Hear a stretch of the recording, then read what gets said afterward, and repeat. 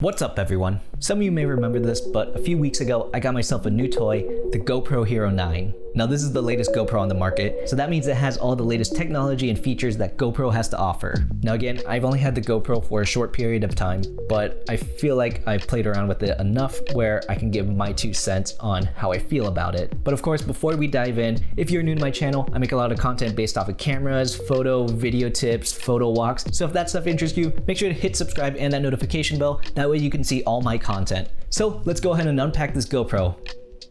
Actually, I've already unboxed it, so okay, fine. Let's just go ahead and dive in.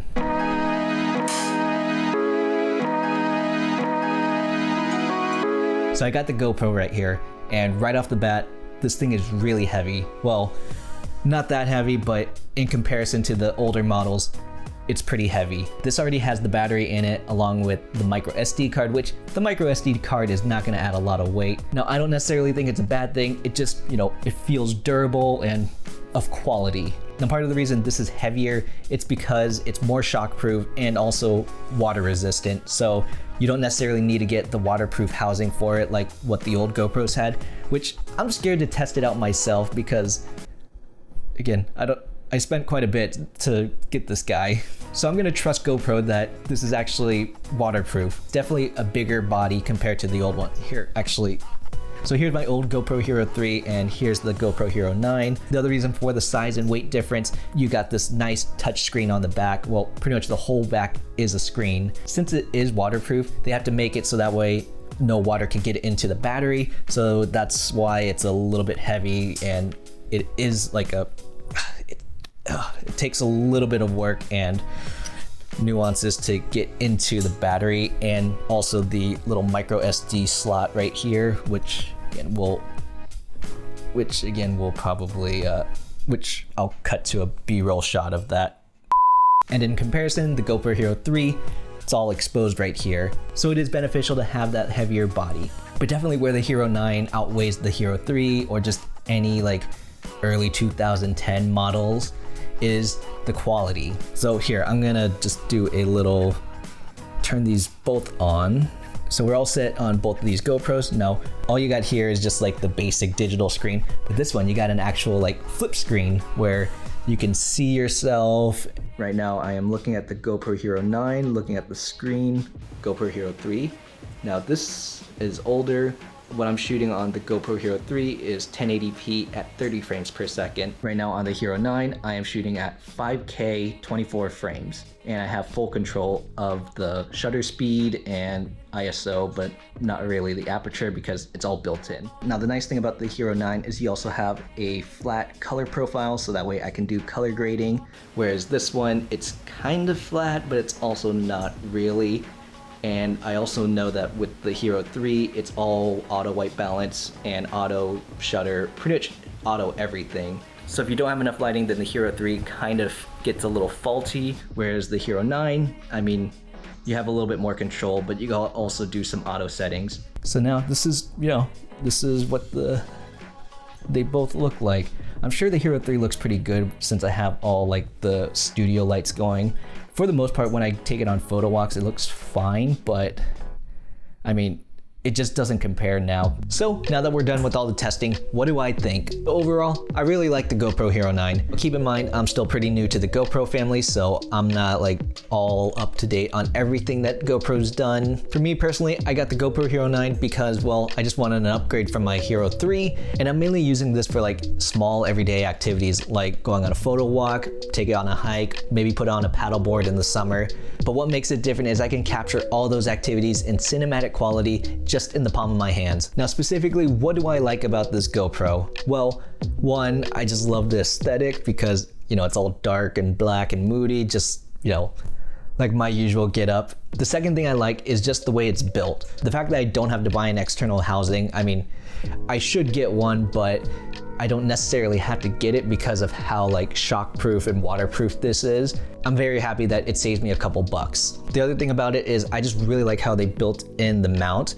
rather than you have to put it in a casing or something to attach it to your accessory. So to me, it just makes it easier because then all I have to do is just pull this out, attach it to my clip, and then I can easily go off and do my photo walks or hike. And on top of that, I don't have to put it in the shell, which then leads me into the next point that I really like how it has some pretty nice audio on it. One of the problems I had with my GoPro Hero 3 when I put it in the casing is that the audio is all muffled.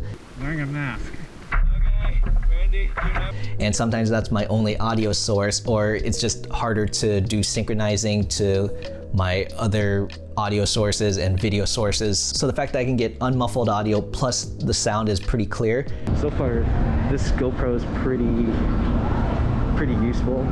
I think that's a definite plus. And finally, I really like the camera controls on this. For me, being a camera person that controls their own settings all the time, the fact that I can do it on here really is a benefit. Like when I'm filming video with this, I can make sure that it's filming at the proper shutter speed and the white balance.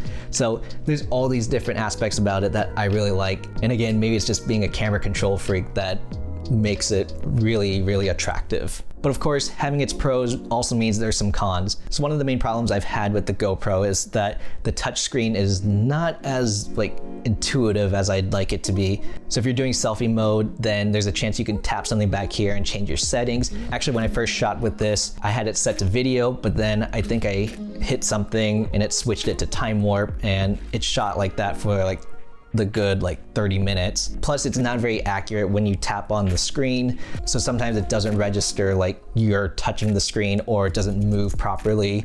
So it takes some getting used to. Now, I do like the fact that it has this front screen so you can see yourself, which after a period of time, it goes into sleep mode. But then in order to wake it up, there's no easy way to do it. I tried tapping the screen, but it doesn't work. So you have to hit one of the buttons, but then if you hit this record button, it obviously stops it. I'm sure there's an actual wake up feature, so if you know it, then just please leave it in the comment below. The other thing I'm not a fan of is the way to get to the battery and the SD card slot. I mean, one, it's you gotta really use the jaws of life to pop open the hatch and get it open.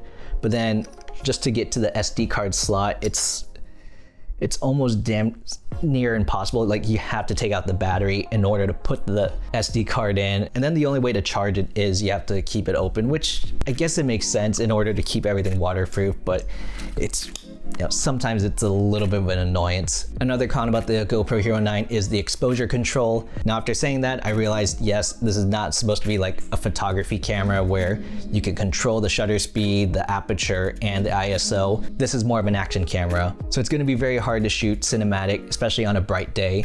So if I set my shutter speed to 48 and then my ISO is only going down to 100, it's gonna be pretty darn bright. And then I don't have any control for aperture, so the only way to control it is to bump up my shutter speed or to get some ND filters, which is something I'm looking into. But in the end, disregard my dislikes because I'm comparing the GoPro to a mirrorless camera. It's different mentality. I just got to get used to the GoPro and how to properly use it. I really like this GoPro and I can't wait to create stuff for you guys. So if you guys enjoyed this review, make sure to hit subscribe and that like button. Definitely follow me on Instagram so that way you can see more of my content. And leave a comment below. Would you get this GoPro or do you already have one? So until next video, see ya.